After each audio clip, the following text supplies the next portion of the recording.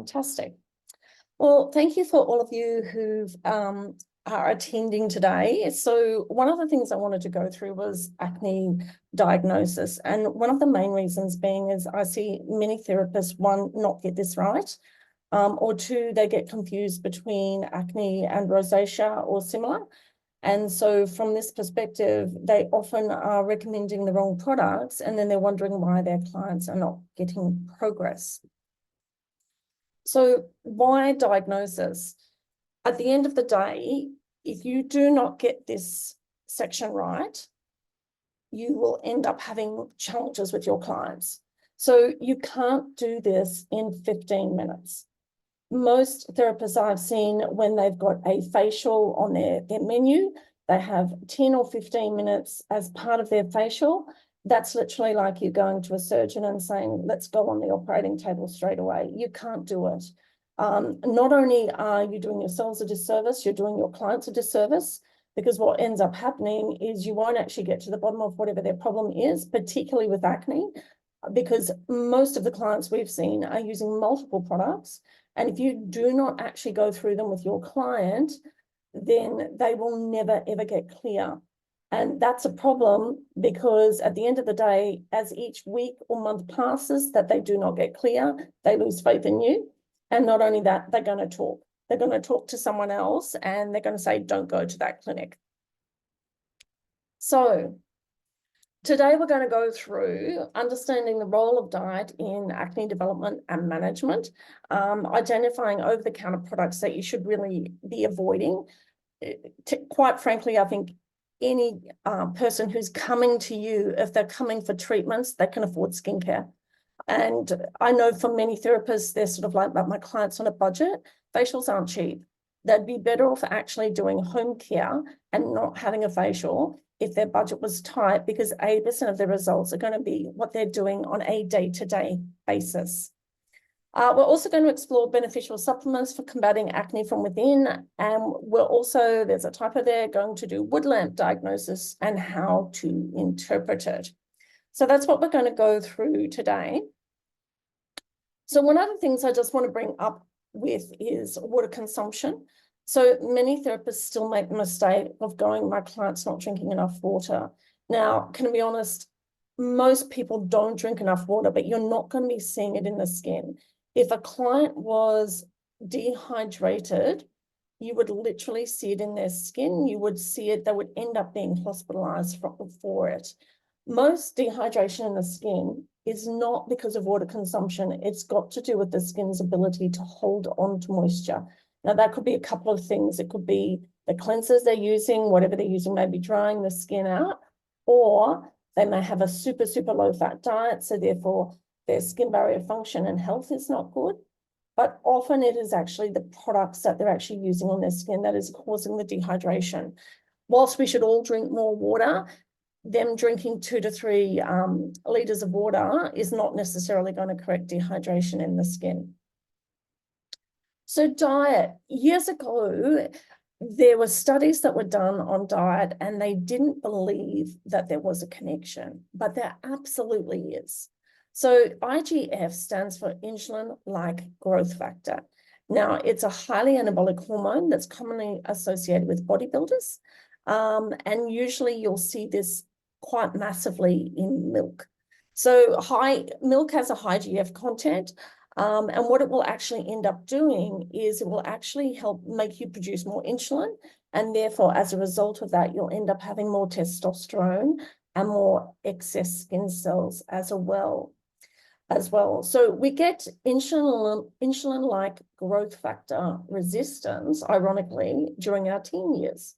And that is why some people develop acne during their teenage years, but then just seem to mysteriously grow out of it.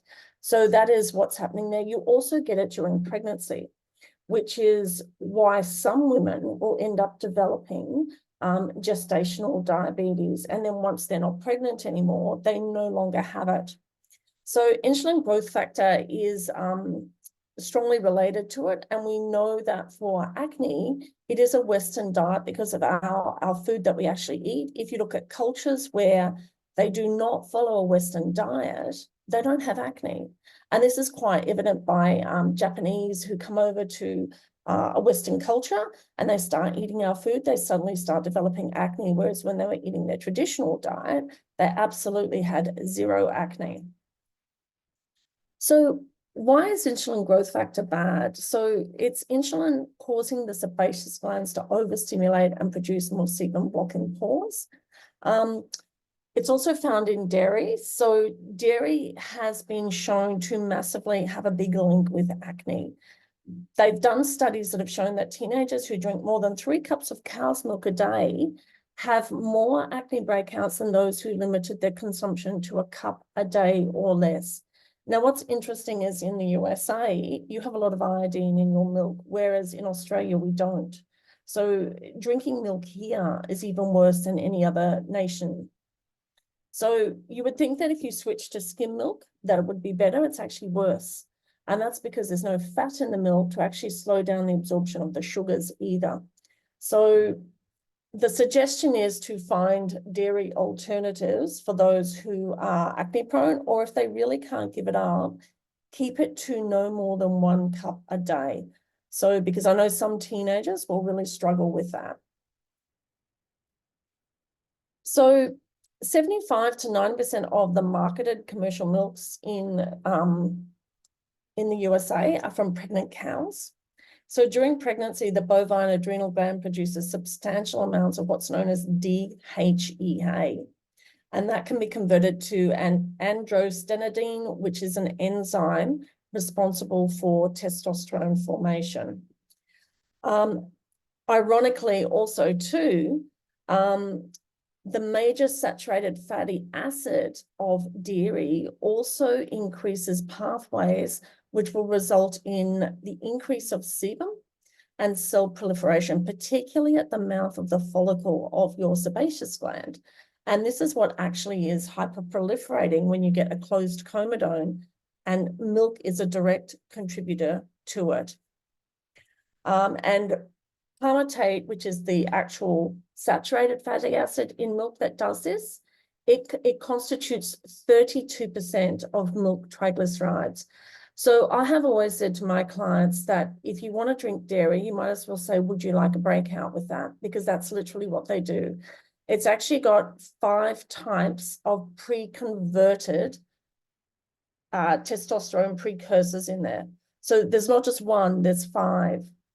The other thing with acne is breakfast is the most important meal of the day. Now, for some people who don't eat breakfast, this is actually not particularly good for an acne client.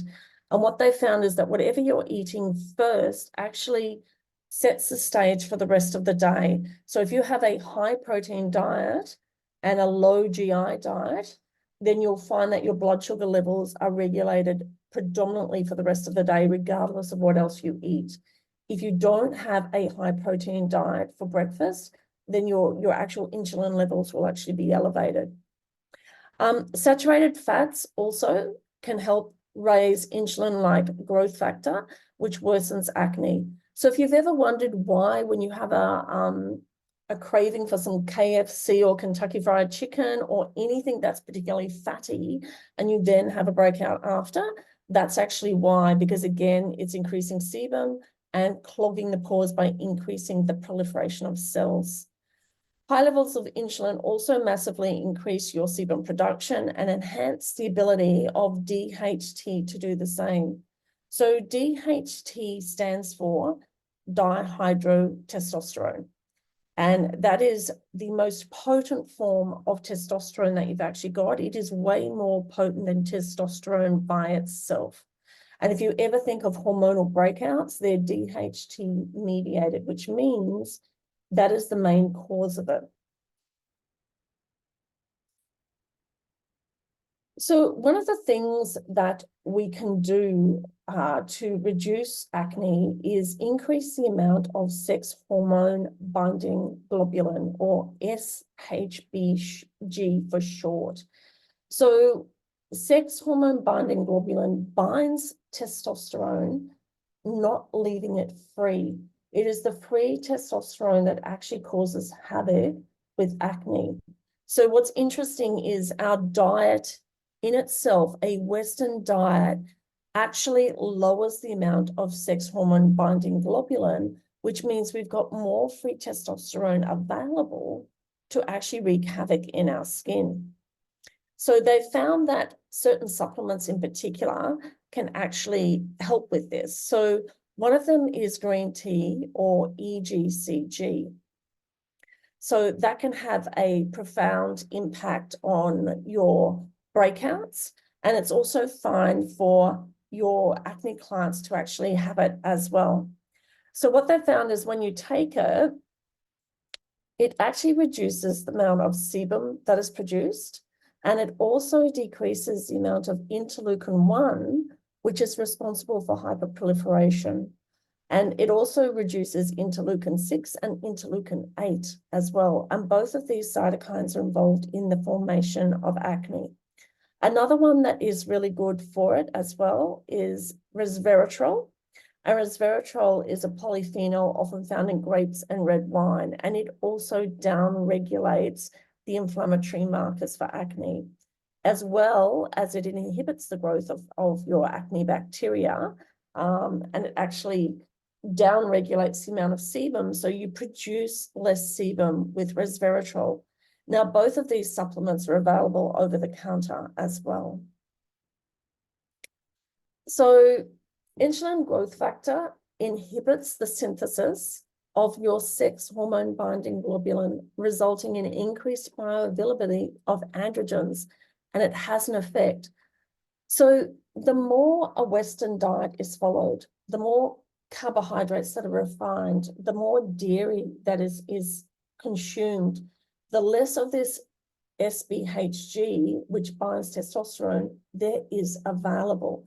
And this is the irony: when you actually change the diet, you will automatically get an increase in this, which means they have less bioavailable testosterone, which means that the cell regulation will even out a little bit more, and you will have less breakouts as a consequence.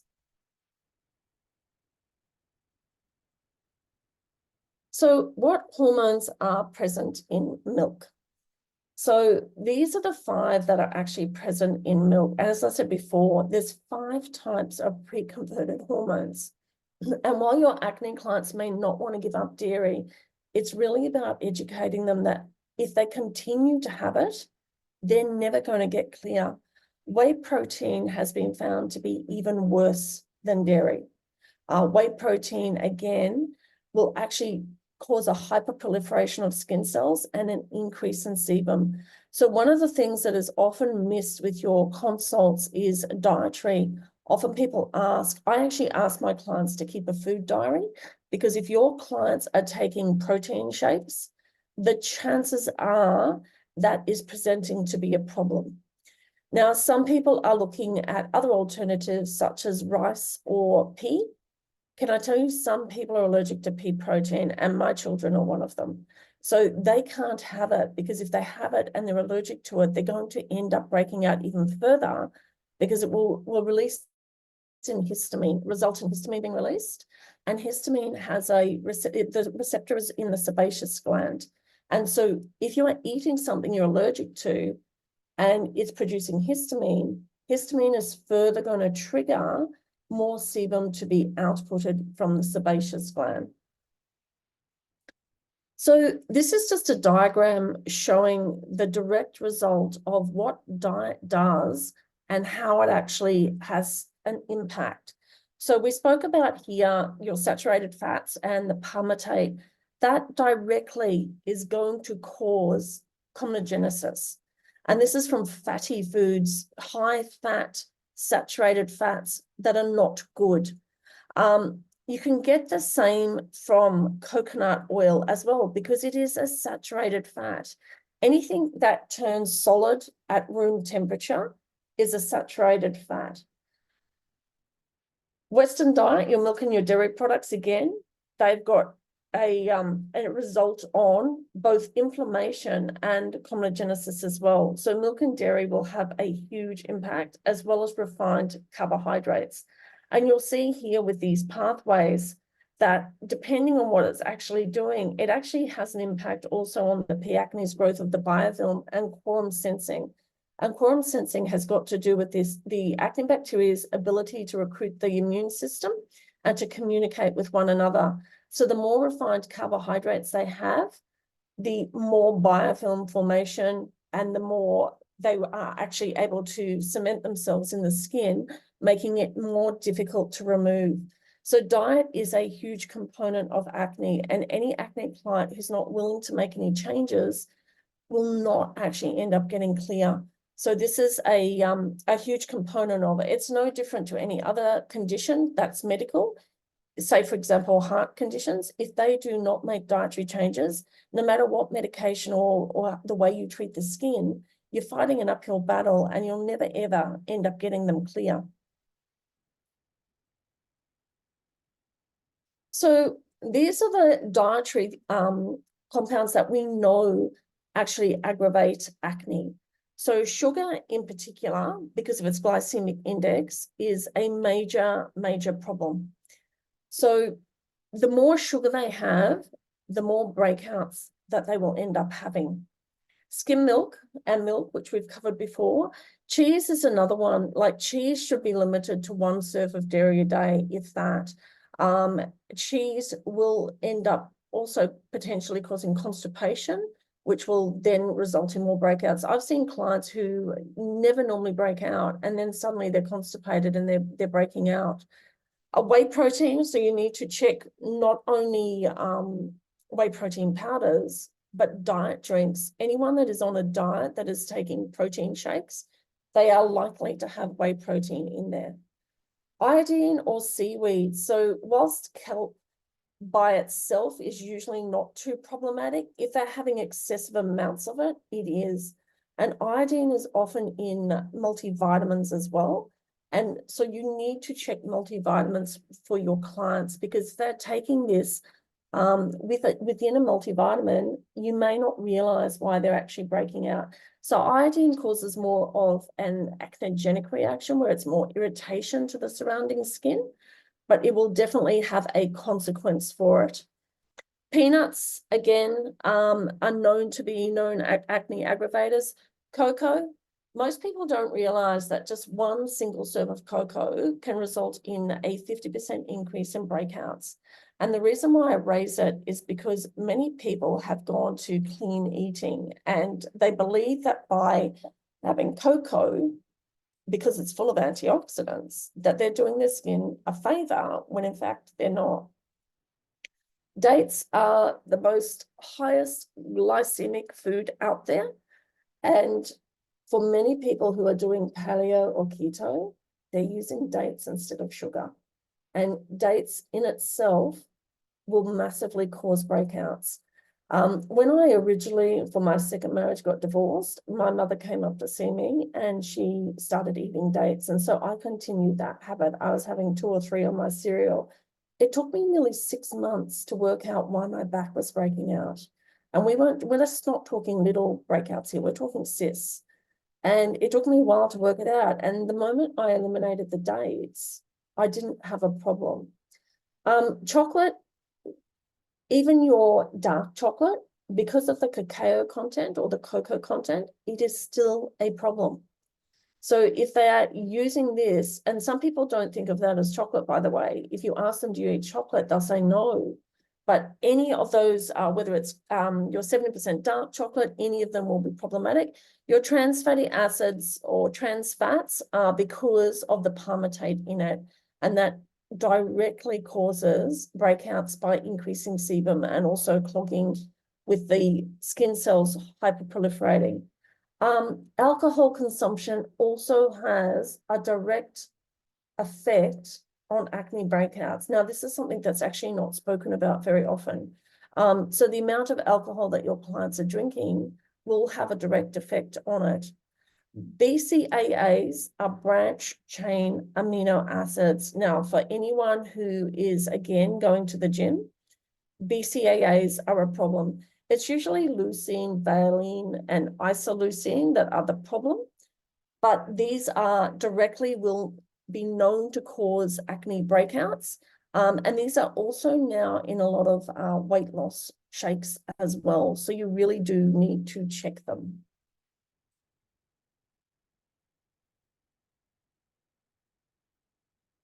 So what can we do that we know is beneficial for acne clients? So zinc in particular is known to actually help acne. We know most acne clients are deficient in zinc, and so supplementation with zinc is actually beneficial. Vitamin C as well has been shown to be beneficial in the treatment of acne. So evening primrose oil is it's an omega-3 oil that you can use. Another one that is really beneficial is chia seed oil as well. And so omega-3 has benefits for reducing inflammation in the skin. EGCG, which is your green tea, as I said before, it actually increases the amount of sex-binding globulin hormone, and that results in less free available testosterone, which means you get less breakouts. It also has an antimicrobial effect as well, and it reduces the amount of acne bacteria that can survive on the skin. The other great benefit of green tea is that it actually allows the skin to hold on to more moisture because it actually increases aquaporins in the skin. So if you have a client that is both acne prone and eczema, green tea is a great supplement. Now, they don't necessarily need to have the supplement. If they're drinking green tea as a regular part of their daily diet, they'll also get these same benefits. Probiotics. Probiotics, we do know that the gut and the skin and the mind are connected. And for most acne clients, we have gut dysfunction. So most of us have what we call small intestinal bowel overgrowth or leaky gut as well. So probiotics will actually help to balance the microbiome of the gut, and that then also has an effect on the skin. Lactoferrin is a compound that has been shown to have a beneficial effect on the skin, and it actually reduces the amount of inflammatory breakouts that can occur. So lactoferrin, again, it is available in supplements, and you can also find it with probiotics as well, combined together. So vitamin D supplementation. What's interesting is that acne clients often are deficient in vitamin D. So the way it works is it has an effect by preventing acne by inhibiting cell division. So it stops the hyperproliferation. It also decreases sebum as well, which prevents pore blockage, and it inhibits the growth of acne bacteria themselves. So that's how it actually works. And ironically, your fatty fish or your fish oil is a high source of vitamin D. So the EPA found in it blocks the conversion of arachidonic acid, which is really inflammatory, to leukotriene B. And that basically decreases the production of sebum.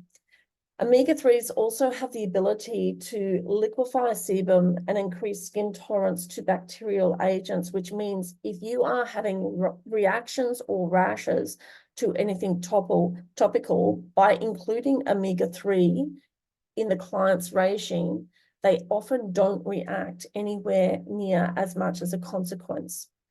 It also helps to reduce excessive keratosis, which results in comedones. And that usually will come from a deficiency of polyunsaturated fatty acids in the diet. What's interesting also is that it changes the pH of the skin, which prevents the colonization of bacteria and fungi that cause inflammation. So your fish oil is not just working by reducing inflammation, it has multiple effects in the skin. And it also increases butyric acid, which is a short chain fatty acid, which is known to be antimicrobial. So fish oil can have a huge impact. Now, what's actually interesting is I've said here it can be a double-edged sword. Fish oil can be, because for people who have highly inflammatory acne, it tends to be quite beneficial. However, for people who only have mild to moderate, it's been shown sometimes to actually flare it up.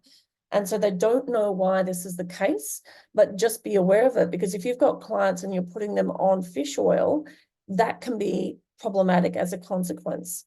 N-acetylcysteine, or NAC, also has been shown to have huge benefits for supplementation. The recommendation is 600 milligrams twice a day. And what they found when you supplement with it is it decreases the levels of malonic aldehyde and interleukin-8. So interleukin-8 is an inflammatory molecule involved in the formation of acne.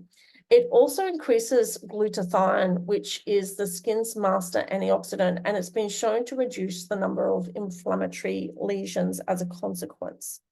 So all of these are things that can be recommended to your clients. So I just wanted to make comment here, though. Essential fatty acid deficiency is extremely rare. You'll end up having, if they've got an EFA deficiency, a dry, scaly rash. They'll have susceptibility to infection and poor wound healing as well. So if there isn't sufficient omega-3 in the diet, then it will look for omega-6. And if there's not sufficient omega-6, which is unlikely, then it will look for omega-9. So omega-9 is things such as oleic acid. So that's its preference for it. It'll do omega-3 first, and omega-6 and omega-9. But if there is no omega-3 and omega-6, then it will look for omega-9. And what actually ends up happening is when that's actually used as a precursor for forming the lipid bilayer, you'll end up with a faulty skin barrier. And so that generally doesn't work quite well for keeping hydration of the skin. Okay, so Wood's lamp. Does everyone remember these charts? Because I remember when I did my training, like it's nearly 28 years ago now, this is what we were given to recognize skin conditions on the skin. Now, I don't know about you, but I have always found this extremely confusing. And it never really represented correctly when I looked at things. So I'm here to tell you that most of this is actually not correct. So we're going to go through what actually fluoresces on the skin and how you can actually see it. And if you don't have a Wood's lamp or a skin scanner, it's worth actually getting one, because you can see a lot more of what's happening with the skin with it. So the Wood's lamp was invented in 1903 by a Baltimore physicist called Robert W. Wood, and that's where it's got its name. Ideally, your lamp should be allowed to warm up for about a minute, and the examination room should be very, very dark. Black occlusive shades or a windowless room are preferred. It's also essential that the examiner becomes dark adapted in order to see the contrast. Now, your Wood's lamp can come with like a cover that goes around the Wood's lamp that is actually flared, so you can actually pop it over the client's skin as well. And that allows for the area to be completely black, so you can actually get an accurate diagnosis. So why a Wood's lamp? Conventional methods such as a sebutape and a sebum can provide quantitative information on sebum. So it can tell us how much is actually being excreted. But what it can't do is reflect the condition of the sebaceous follicles. And that can be indirectly evaluated with the colors that fluoresce from the sebum that you actually see under a Wood's lamp. So sebaceous follicles that are filled with inflamed sebum emit a brilliant white, not orange, white. So if you are looking under a skin, you'll see brilliant white where the follicle is absolutely inflamed. Where there's an excessive amount of sebum, you're going to see red. And where the pH is unbalanced of the sebum, you're going to see a yellow fluorescence. Usually, normal sebaceous follicles do not fluoresce. So here's some of the organisms and what they'll actually fluoresce as. So Pseudomonas causes folliculitis. So it will actually fluoresce green if it's from folliculitis. So if you've got someone coming in and you're not sure if it's folliculitis or not, you should be able to see it. Now, one of the things that's really important is that the client has not cleansed recently, because if you do, you dilute the amount of fluorescence and you may not be able to see it properly. So in a perfect world, they would have not washed their face and they would be coming in the morning to actually be able to see. They need to come on with no makeup on as well, because if they've got makeup on, you're automatically going to have to cleanse to see, because anything that has got sunscreen in it, such as foundations, will block the woods lamp. You will not be able to see it.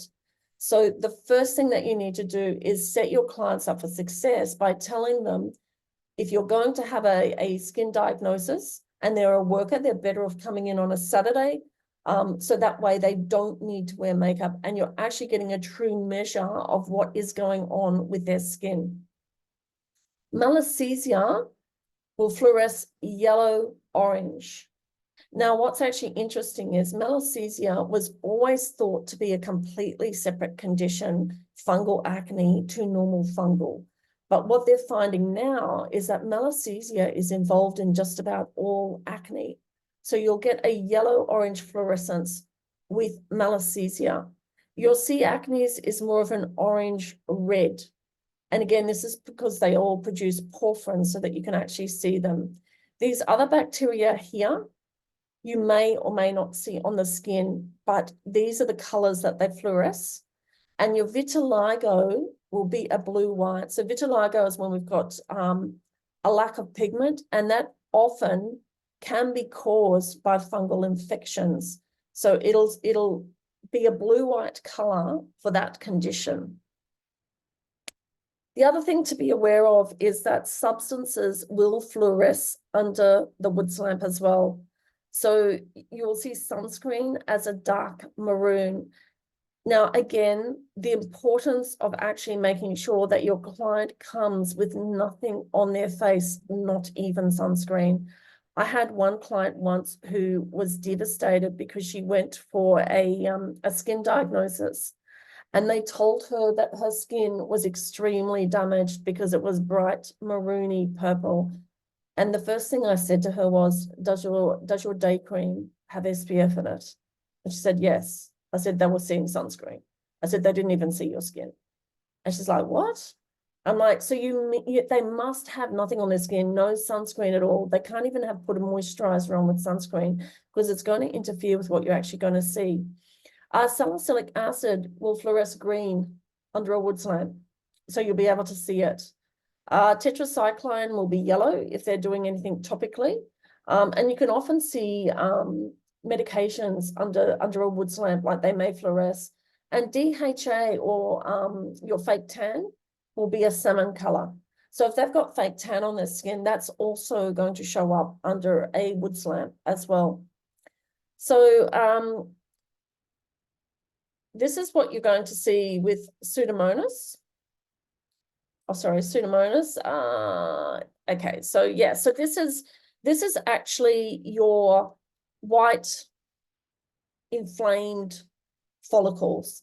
So if you remember back to when I was saying before that when you're actually looking for the skin, if it's severely inflamed in the follicle, you're going to see white.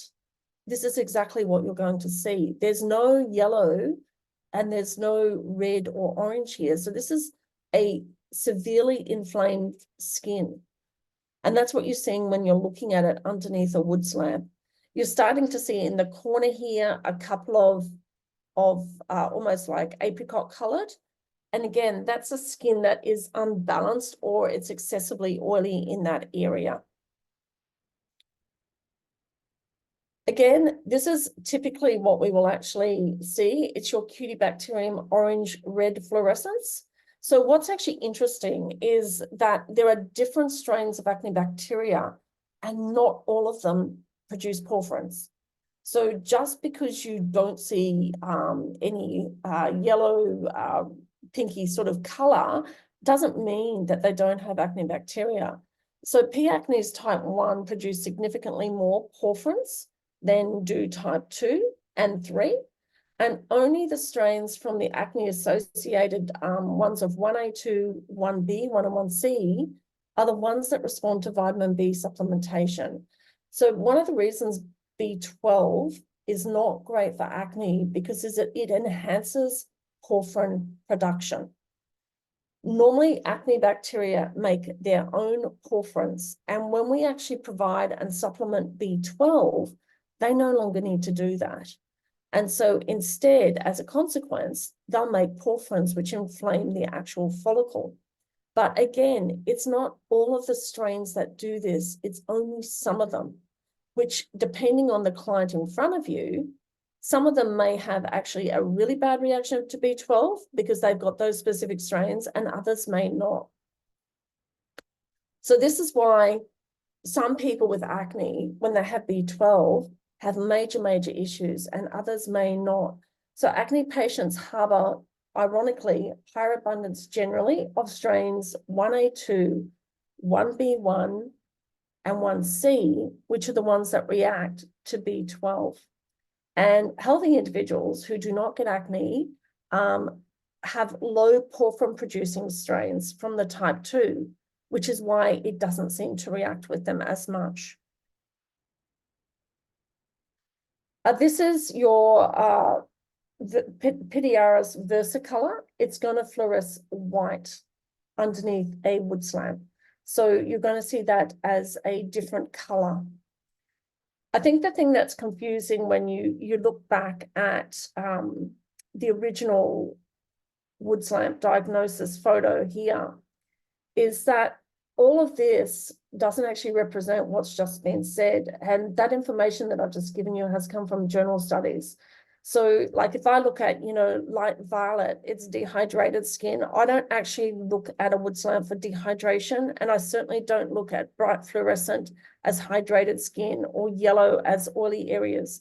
What they found with particularly the yellow and the orange is it's actually more got to do with the actual acne bacteria themselves rather than necessarily the amount of oil. You'd be better off using like a centimeter to measure oil rather than a wood slab.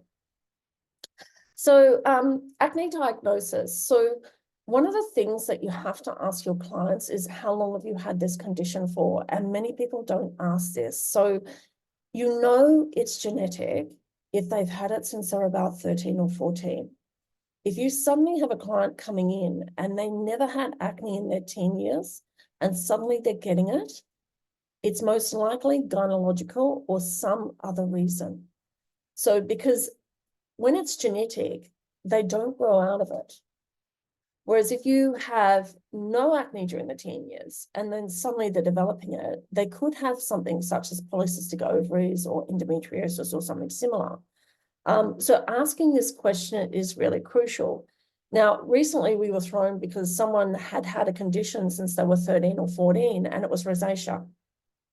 So you need to check for other things, but we will go through that later on how you tell whether it's acne or rosacea, because again, many people get this confused.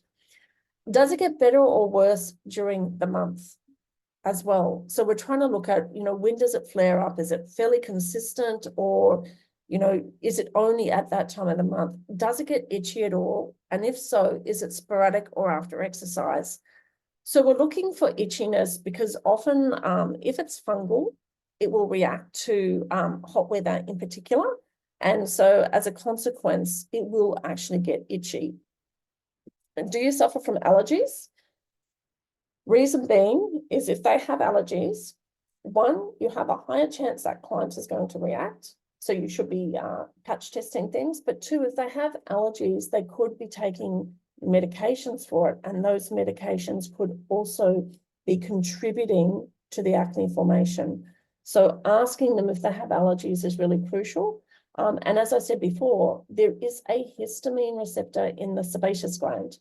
And so if they have allergies, they're going to have high histamine levels, which means they will have more sebum output.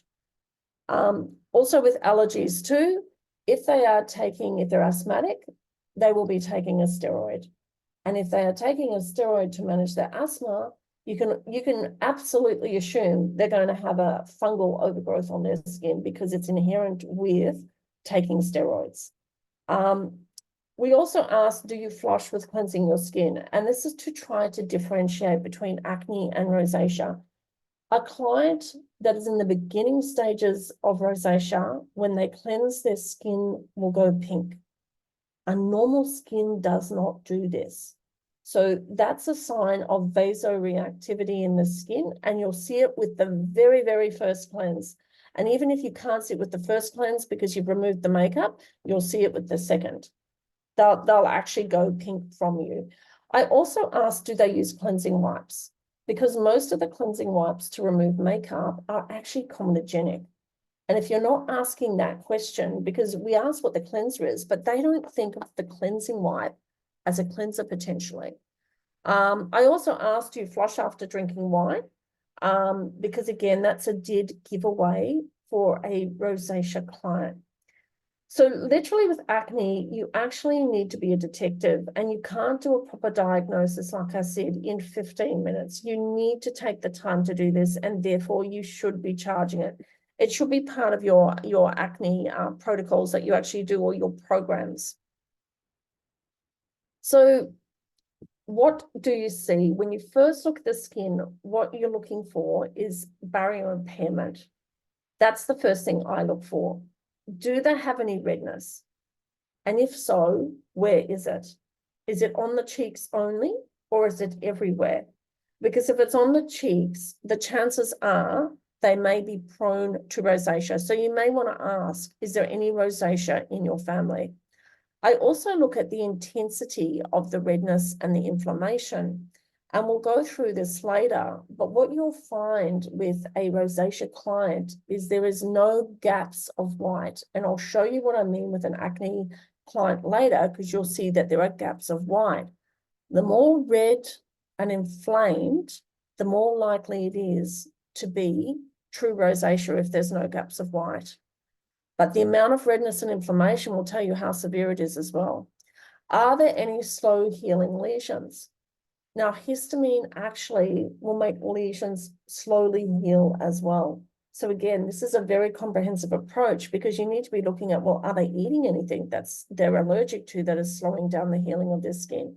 Is their skin barrier impaired? Because that's certainly going to slow down healing. And are they dehydrated? Most acne clients try to dry their skin out, thinking that's the answer, when in fact, all it does is slow down wound healing. So the way that you can actually tell if they've got slow, what's the word? Not slow healing, but when you actually turn your magnifying light across the skin, if there's a buildup of skin cells where they really need to be exfoliating and increasing their hydration, you'll see it. It'll actually reflect off. So don't look straight down on the skin, because if you do, you won't see it. You need to turn it on the side and literally look across it, and you'll see they reflect. So the corneal site will reflect the light. And that's a dead giveaway that one, they're dehydrated, and two, so you need to increase the hydration of the skin with either humectants or ceramides, but also two, it means that their skin is sluggish. So they may need to exfoliate. I'll look at, where are they breaking out? Is it just on the chin, or is it all over? Now, despite popular opinion, just because you break out on the chin does not make it hormonal. I can assure you my massive breakouts that I've got at the moment from having professional makeup done are not hormonal. They're from comedogenic products that have been placed on my skin. So I have a look at that to see where it is. If it's true hormonal acne, they do not have blackheads, and they do not have closed comedones at all. And you'll often find true hormonal breakouts literally around menopause, when they have never had acne in their life and suddenly their estrogen levels are dropping, so they become progesterone dominant, and that's when they start to break out. I look at it under a Woods lamp because it really gives me a good indication of where their skin is at. Many people think they're oily when in fact it's transepidermal water loss, and it's incorrect use of products. So you can actually see this under a Woods lamp though, because there's no oil even coming out. And how much oil flow is there, and do they have hair growth? Because you know if they have excessive downy hair, they either have polycystic ovaries or an excess of testosterone. So we were talking about before the shiny reflection of your corneocytes. This is a classic example because you can actually see it on the skin. It's reflecting the light, and you can see it particularly here. So you can see there's a buildup there, and that skin is majorly dehydrated. This is a ton of macro and large closed comedones. The irony of it is your clients don't think that's acne because it's not inflamed. And this is the worst type of acne ever to get because it usually gets way worse before it gets better. So as a consequence, that's actually those follicles going to rupture generally, and they'll end up having a ton of breakouts. Now, this type of client, I would highly recommend that they actually come in and have treatments, because if they don't, they're usually not going to stick it out themselves at home. And the likely culprit of this type of acne is comedogenic products. I've never seen anyone be this clogged without additional products being used that are contributing to the problem. It's not normal. So most people who have acne, it's because their acne is mismanaged and they're using things that they don't realize are contributing to the problem. Again, this type of acne on the forehead, this will be most likely hair care that is contributing to it because there's an excessive amount of it. And again, that isn't normal. So when you see a ton of closed comedones and blackheads on the forehead, you need to be checking their hair care, their styling products, what are they using? Because that's definitely not normal for the amount that you've actually got here. So this is actually acne that you're seeing here. It's not actually rosacea. And the way you can tell is, see here, there's patches of white in between, patches of white in between. So with rosacea, generally they don't have it. They've got permanent diffuse redness. So there's a block of red. And many people get this mixed up because they can't tell the difference between them. And the other thing you can tell here is look at all the blackheads down here. So this is absolutely acne. It's just inflamed acne. So the dead giveaway for a rosacea client is no white. You will not see patches of white between the skin with a rosacea client. You will not have any white at all. And true rosacea does not get blackheads or closed comedones. Now, some people like me get both. We get acne and rosacea, but I'm telling you, we don't get it on the cheeks like that. We generally will get it on the nose only. And the nose will become red and inflamed, and very rarely will you ever see it on the cheeks. So true rosacea, no white, and it'll be a solid block of color. So how do you tell the difference between fungal acne versus normal acne on a back? So one of the things you'll see here is, see how predominantly they're right down the middle, whereas there's almost like a gap down the middle here. That's actually acne, and that's fungal acne. So fungal acne, and that will be from their hair care running down their back. So that's actually what's ended up happening with it. It's all where the water flows right down the middle of their actual back. True acne on the back will be all over the shoulders. It'll be everywhere. Whereas if it's fungal or from comedogenic hair care, it will go down the center of the back. And that's a dead giveaway for you. So when you're actually treating your clients for their face, if it's male, ask them if it extends onto their back so you can actually have a look and see what's actually happening with it, because that will give you a pattern of how it's actually presenting. So many clients try to use Selsun Blue for treating back acne. It doesn't work very well, can I be honest? Your best option would be using the Teen Cleanser, which is a biofilm remover. And it's also got tea tree in there, which is also antifungal.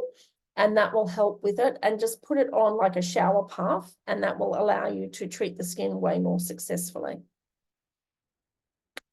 So the things that I definitely avoid with over-the-counter products are things with sodium lauryl sulfate or sodium lauryl ether sulfate in them. The reason being is, despite the fact that they can actually add other things like glycerin and things in there, they're really drying on the skin and it denatures proteins in the skin. So many products that are out there for acne contain both of these in there, and they're not the greatest for them. So I will avoid all of those. I also avoid things that are high with alcohol on the list. Sometimes alcohol is a necessary ingredient. Certain compounds can only be dissolved in alcohol, and mandelic acid is one of them. So you will find that for every mandelic acid serum on the market, they'll have alcohol in it. However, it doesn't need to be a high percentage of it. So have a look at what's in there, because again, alcohol is really drying on the skin, and the last thing an acne client needs is their skin to be dehydrated. The other problem is that most of the products on the market do not contain ceramides. So the challenge with that is because they are already deficient in ceramides, they're not actually fixing or correcting anything either. So most over-the-counter products don't adequately manage acne. I find most of them are drying it out as well, which is problematic. So I'm going to open it up now to questions. I'm just going to stop sharing and I'm going to put my video back on. So does anyone have any questions at all from what we've actually done? I'm just looking for Q&A. Feel free to unmute yourselves as well.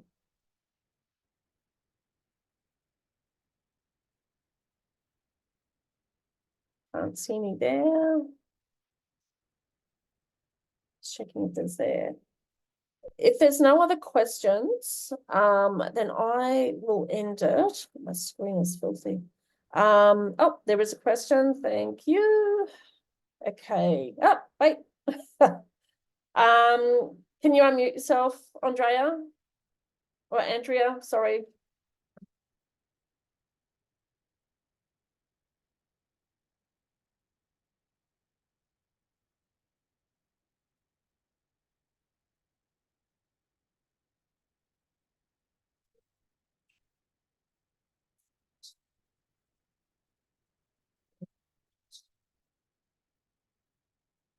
Oh, there's two here. What about people who use tallow and coconut oil and claim it works on acne so well? It doesn't. Can be honest, if they're using coconut oil and tallow on their skin, they're either not acne prone or, yeah, tallow is really high in oleic acid. So oleic acid is really barrier disruptive, but it directly causes comedones for a start, and it will cause clogging of the skin.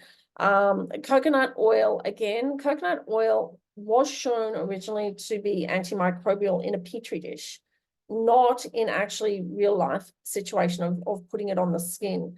So it's got antibacterial and antifungal properties, but it's not great for acne clients because it causes congestion in the skin. And then there's also the claims of virgin coconut oil and that's better. Again, not the same. Castor oil, it's not actually bad for the skin. It's just really, really thick. So castor oil, you know, again, like originally when I looked at research of it, it was again showing that it increased melasthesia, but this is in a petri dish. And so you'll see castor oil in a lot of products. So it's generally not problematic. It's actually really good for hair growth, castor oil, but it's not going to be a problem for acne clients per se. Does anyone else have any other questions? No? Oh, Kim, yes. I have a client who has severe inflamed acne and clogged follicles, and when I extract, I have lots of wriggly worms. That would be your closed comedones. After 1.5 weeks, he comes in and it fills back up again. So what's causing his follicles to fill up so quickly and so much? It'll be a combination of things, Kim. It will be either he's using something that's clogging the pores and he hasn't told you about it, which is often the case.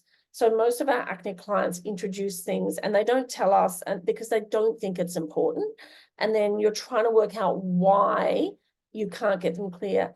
The other reason being is whatever you're using may not be adequately addressing it. So you get closed comedones because of a buildup of that mouth of that follicle. So at the top of your follicle, that's going to like basically the cells are actually hyperproliferating and it's closing it off. But again, you don't get them unless there's enzymes involved that are literally marinating the follicle, allowing it to stretch like a pregnant belly. So there may not be anything in there preventing that from happening as well. So it could be a combination of things, but just like sebaceous filaments, they don't necessarily come back. When it's actually well managed and there's plenty of essential fatty acids and things for the skin, they don't actually come back. So if you're having to constantly extract, it's telling you either the products are not quite addressing it or your client's doing something that they're not telling you about that is actually filling them back up again. Ideally, when they're coming back, there should be a lessening of it. You should be getting, each time they come back, there should be less and less and less congestion. You may also want to look at something like Mandelic, because that will help to unclog the pores. But yeah. Yep, Julie, there's a few more here. What are your thoughts on the Face Reality supplements? I'll confess, Julie, I actually haven't looked at them. I can probably, I'll have a look later and sort of pop a comment on them. I think from memory, though, they're probably probiotic, I'm assuming. Let me just have a quick look and I'll tell you what's in them.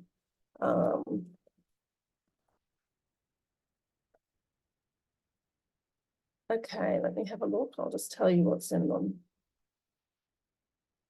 When my internet wants to load. Okay.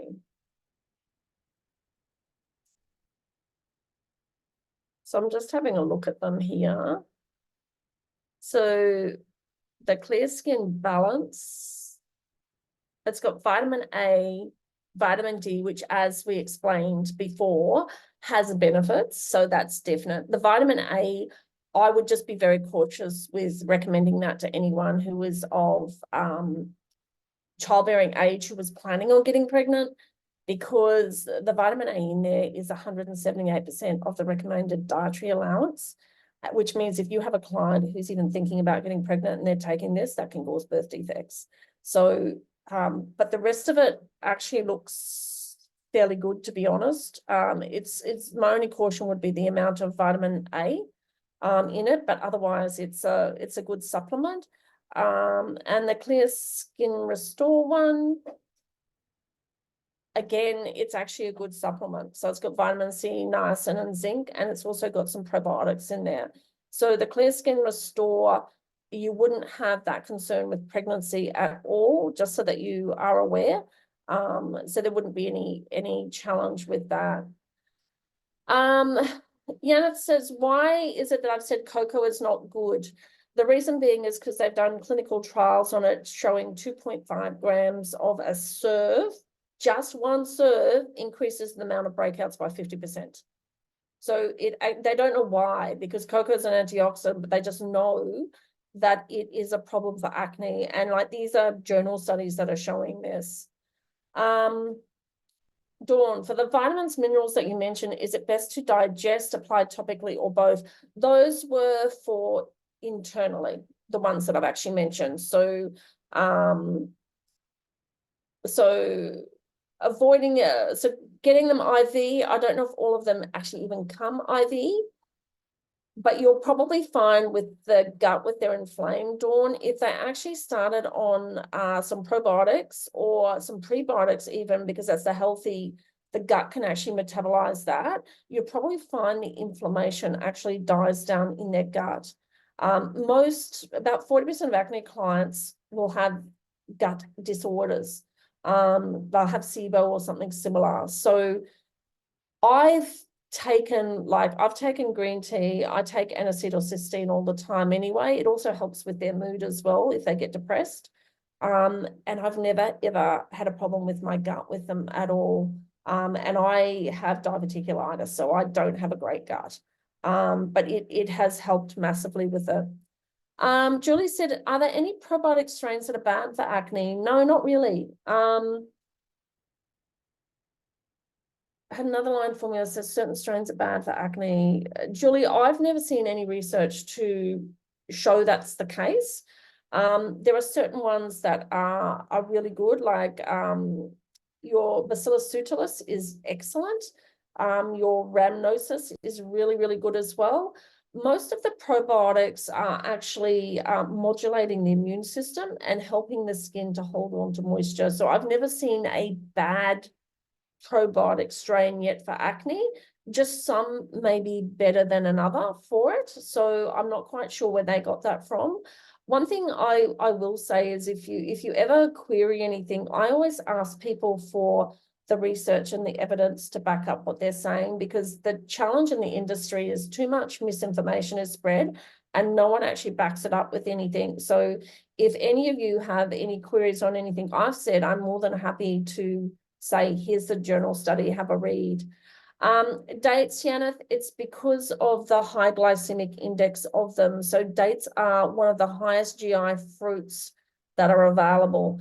And it's something I've discovered from eating them myself, along with other acne clients who are the same. So if your client is having diets instead of sugar, it's just like having sugar. So it's because it's raising insulin levels, which will then hyperproliferate skin cells and increase testosterone. Are there any brands of supplements that you do recommend? I haven't got a specific brand that I recommend.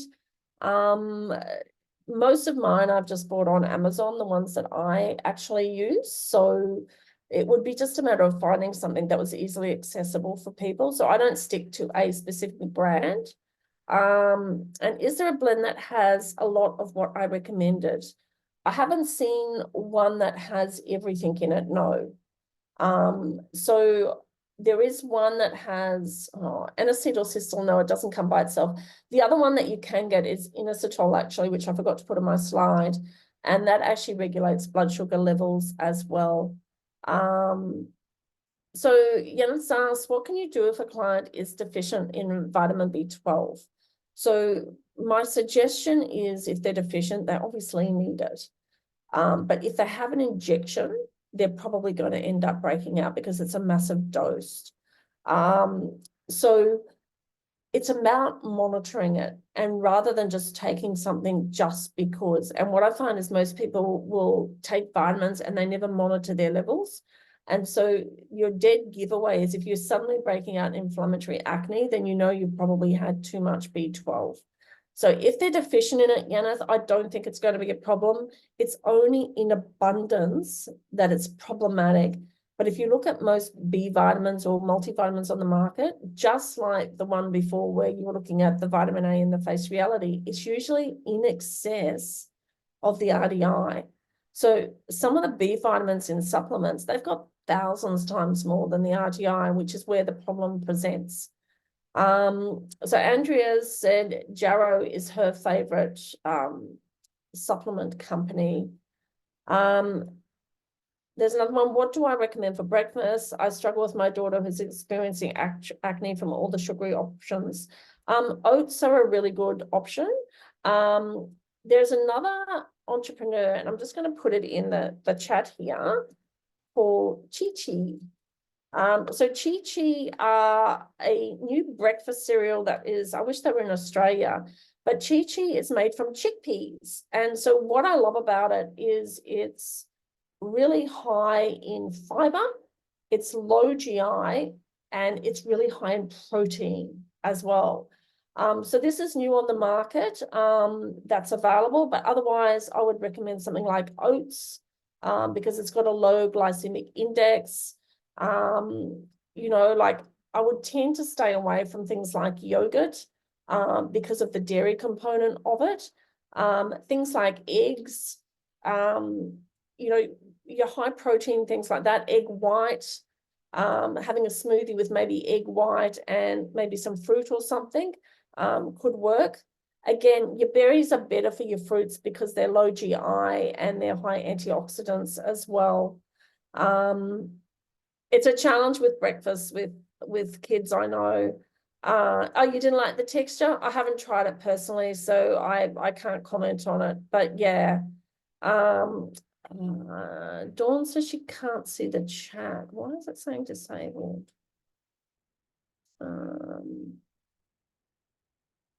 It might be up the top, Dawn.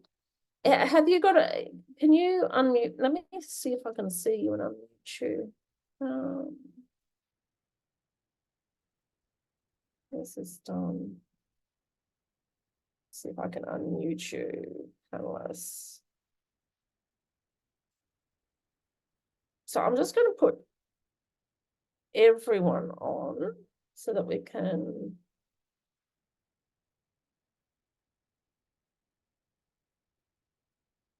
It's not working.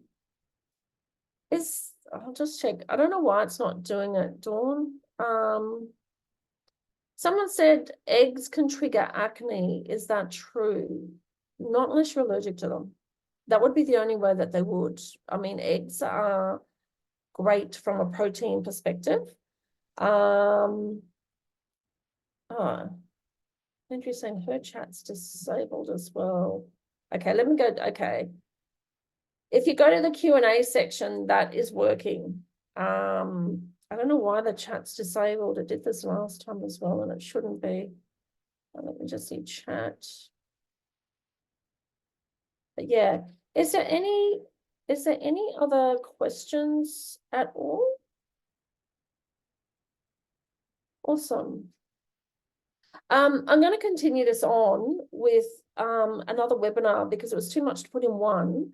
But basically, what I'm going to do is I'm going to go through just skin analysis and actually going through like a form, but also going through medications and which medications actually affect acne, because there's things such as antihistamines and stuff that can as well. So I'll book that for when I get back from the States. I'm in a dingy hotel room at the moment in LA, which the lighting is terrible. But yeah, if you've got any other questions though, please feel free to reach out to me on Facebook. My surname on Facebook is Drummond, Drummond, and shoot me a message. But yeah, thank you everyone for coming, and I hope you've learned something from it. And I will pop up a date on my page, but also in ET for the next one for more advanced skin diagnosis, and then we can sort of go from there. Fabulous. All right, well, have a great afternoon, everyone, and I will talk to you all soon. Bye.